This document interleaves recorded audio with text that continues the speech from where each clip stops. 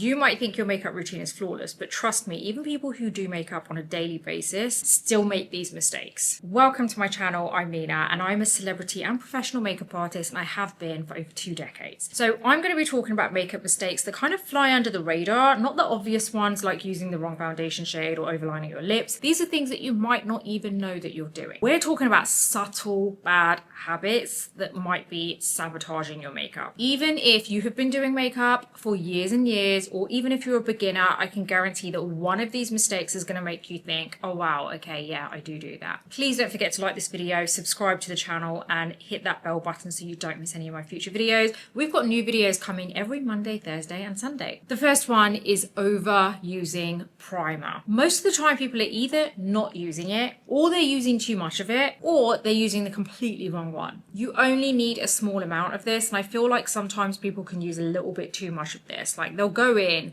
with, if not the same amount, or if not more than what they apply when it comes to their moisturizer, and you really don't need a lot. This needs to be a really thin veil over your skin and over the areas that you feel that you need it. Especially if you're using silicone-based primers, you really don't want to go in heavy with that. If you end up going quite heavy with a silicone primer, it can end up kind of slipping around and also like separating your makeup through the day. So it really is so important that you apply the smallest amount. Also, I would highly recommend making sure that your primer is compatible with your foundation. So this isn't the case for everyone. Like for example, I can use a silicone-based primer and I can use it with a water-based foundation and I'm absolutely good to go. But with some people, it doesn't work so well. So it isn't the case that it's a right or wrong thing. It really does depend on what works for your skin. It's actually one of the biggest reasons you end up with patchy makeup or pilling makeup, because you've used a primer that's not compatible with your foundation. If you feel that you're always struggling with this issue and you feel like your makeup is pilling or it's separating through the day, or something just doesn't seem to sit right with your foundation, it could be this. So try it the other way around, where you are making sure that your primer is compatible with your foundation. So for example, if you're going to use a water-based foundation, make sure you use a water-based primer. That way it could kind of like clear that issue for you immediately. The next mistake is applying foundation to unprepped, overly dry skin.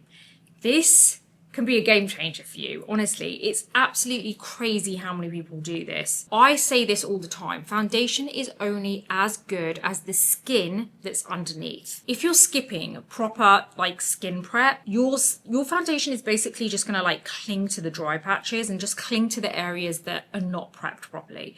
And that's again another reason why you end up with patchy foundation. A base that just looks kind of almost older than what you are. Sometimes I feel like when you haven't got this specific technique right, you can end up aging yourself. It can end up settling into fine lines and wrinkles and almost just enhancing those things, enhancing your texture and making your skin look dull. And I know some of you might be saying, yeah, but I do apply moisturizer, but just applying moisturizer in a rush is not going to cut it. There's a reason we call it skin prep, because you are prepping the area. You're not just slapping on your morning skincare and then just rushing into your foundation without leaving any gap between each layer. You need to cleanse, hydrate, treat if you do use a treatment such as a serum, and let your skincare sink in. I cannot emphasize this enough.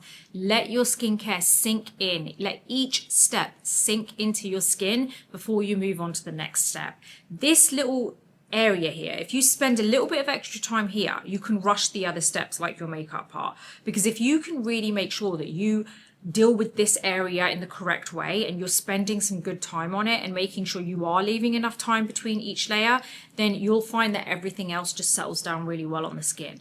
This is the most crucial part of how your makeup is going to look for the rest of the day. If you feel like you do leave enough room between each layer and you still feel like your foundation is kind of like looking dry or patchy, then I would recommend using a kind of like hydrating spray before you apply your moisturizer.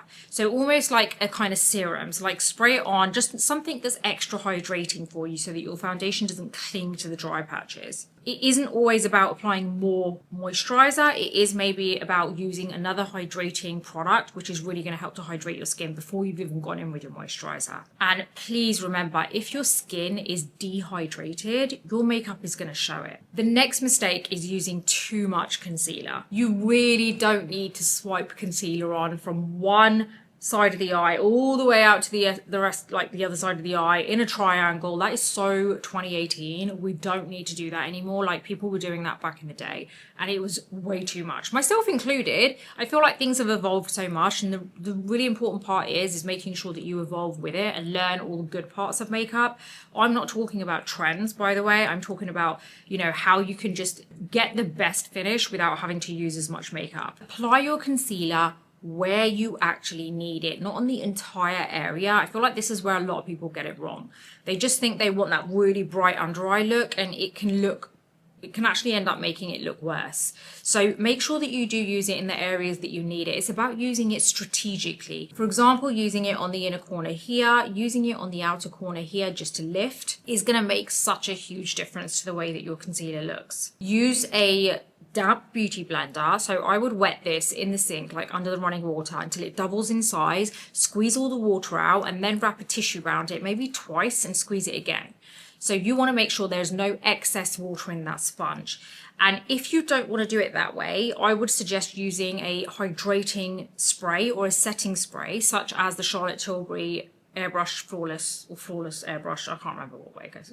It's just confusing for me. Use that setting spray and spray it on the sponge, and then wrap it with a tissue, and then just squeeze it so it soaks up all the excess, and then you're good to go as well. If you feel like your concealer is quite dry, this is another little tip for you here. If you feel like your concealer is like quite quick to dry before you've gone in to blend it, then get a hydrating spray. After you've applied your concealer and you haven't blended it yet, spray your face with a hydrating spray and then go in with your sponge to blend it. Or you can use your finger to blend it, just lightly tap, and that's going to work well as well. But the more opaque the concealer is, the easier it is to blend with your finger. If you're ending up using a lot of concealer, making this mistake because you're trying to cover dark circles and you feel like it just never is enough, then you might need to use a color corrector. So use like an orange or peach color corrector for dark circles, and I would use the smallest amount, but you want to use something which is quite opaque. Something like the Charlotte Tilbury Magic Vanish is really good. Use your finger to warm it up, and you apply the smallest amount and dab it onto the area that is the darkest, not all over. Again, use it sparingly. Once you've let that settle down, you're then going to go in with your concealer as normal, but a small amount, and that orange underneath is going to neutralize the darkness and help to brighten it up so that you don't need as much concealer. A quick reminder for you guys, if you do love this video so far, please do hit the like button, subscribe to my channel, and hit the bell button so that you don't miss my future videos, because all of that is really going to help my channel out. And I have 2 YouTube channels. My other channel, which is just Nina Ubhi Educational Beauty, is all educational beauty. So you're going to get a lot of like practical demos on there. So that's where you want to head if you want to actually watch me applying makeup. If you want reviews and you want the odd practical demo here, then this is where you want to be. I would subscribe to both because I feel like you're getting something from both of these channels. They're both really informative. But this whole look that I created, by the way, is on my other channel. So I'm not sure if it's actually out yet, but it will be. So you want to head on over and subscribe to that. But yeah, liking this video, subscribing to this channel is really going to help this out. So thanks so much in advance. The next mistake is using too much setting powder. This is another thing that can really age you. Everyone for so long has been baking and baking and I'm just so sick of it. Honestly, baking, okay, fine. If you have like really oily skin, then fine. Baking might work for you. It's probably going to work well for you, right? But if you don't, and I don't think, like, there's a good mixture of people out there of all sorts of skin types, right? Like, I can't believe that everyone out there has oily skin. Like, I don't get why people are baking so much. And what I mean by that is when you press the powder on with a powder puff and you let it sit. That process of letting it sit there is the baking part. You're letting it bake. You're letting it cook, right? So what I'm saying is don't let it bake. Don't let it cook. You press it on with the powder puff and you then dust it off with a brush immediately.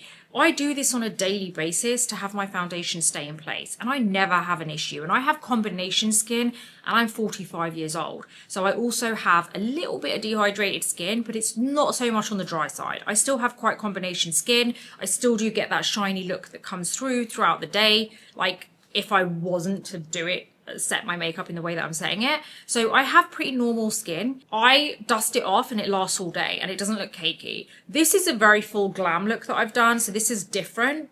I haven't baked this either, by the way, but it very much is about how strategic and clever you're being with your placement and what you're actually setting with. It's not about letting it sit there for so long, applying as much product. You'll notice everything I talk about in this video is about you don't have to use as much product. You don't need to go so heavy-handed. You don't need to let it sit there for so long and cook or bake or whatever you want to call it. I would highly recommend using a powder puff to press it into the areas that you really struggle with, right? And then using a brush to dust it off. But in all the other areas, you don't need to press it on with a powder puff. You can just get a large powder like brush and dust it into the powder a little bit and then dust it on, right? So do what you need to do in the places that you need to do it. You don't need to do it all over because that's just going to make everything look dry. Tackle the issues that you have in those areas with the right technique is what I'm trying to say. Like, don't just use the same technique everywhere. Think if you have like oily areas, shiny areas, and you have dry areas, tackle them in the correct way, like in the way that it requires for it to be able to solve that problem. You don't need to do it all over. The next one is applying bronzer too low and like in the wrong places, basically. Like a lot of people do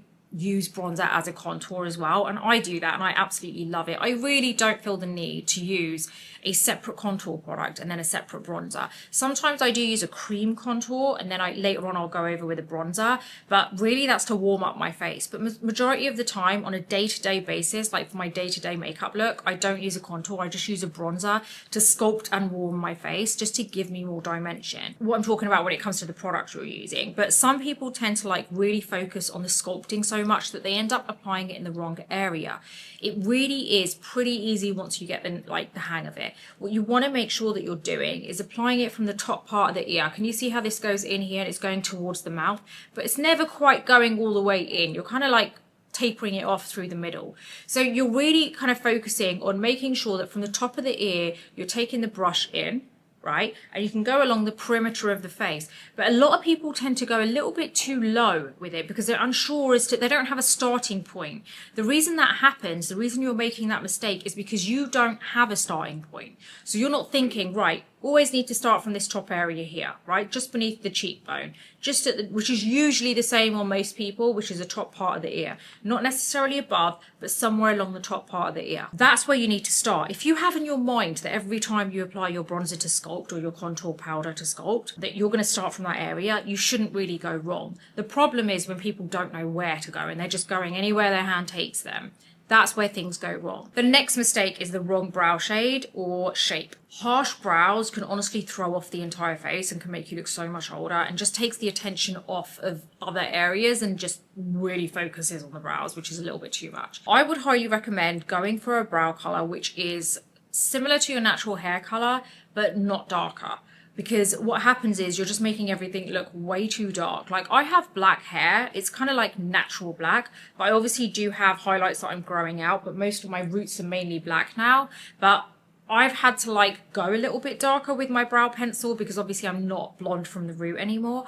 But I do make sure that when I'm applying it, I'm very light-handed with it. So even if you are using a color which is your hair color or a little bit darker, try and be light-handed with it. A lot of people tend to draw with it, and that's where you go wrong because what's happening is you're applying way too much pigment and you're attracting too much attention to that area. Go for like a slightly more neutral version of your hair color or slightly more ashy. It's going to automatically take it down a notch. This next mistake is not setting cream products. Like this is why things end up slipping and sliding all over the place on your face, and you end up like finding that your makeup is kind of melting off through the day too, or it just doesn't last because you haven't set it. I understand people love a dewy base. I understand that a lot of people don't like to use setting powder, but honestly, if you have the problem of your makeup not lasting and it's looking dull and it's sliding off and it's slipping off through the day. The only way you're going to actually solve that issue is by using a setting powder, bottom line. It really doesn't mean that you have to use a powder puff and like set it and go crazy with the powder. Just a light dusting of a loose powder, which is quite lightweight and microfine, like it can really make a huge difference to how your cream products sit on your skin. If you found this video helpful, please do make sure you like this video and subscribe to the channel because it would mean the world to me. I'd really appreciate it. If you want weekly makeup education or anything to do with beauty through your email, then make sure you subscribe to the Beauty Breakfast Club, which is my online magazine, and it gets sent directly to your email every other day, and it's something educational. It's something to do with beauty tips, tricks, or new products that are coming out. Everything I find out first, I'm going to deliver straight to you. So sign up for that because I know you're going to love it. I'm super excited about the next video because I know you guys are going to love it. So stay tuned and I'm going to see you on the next video.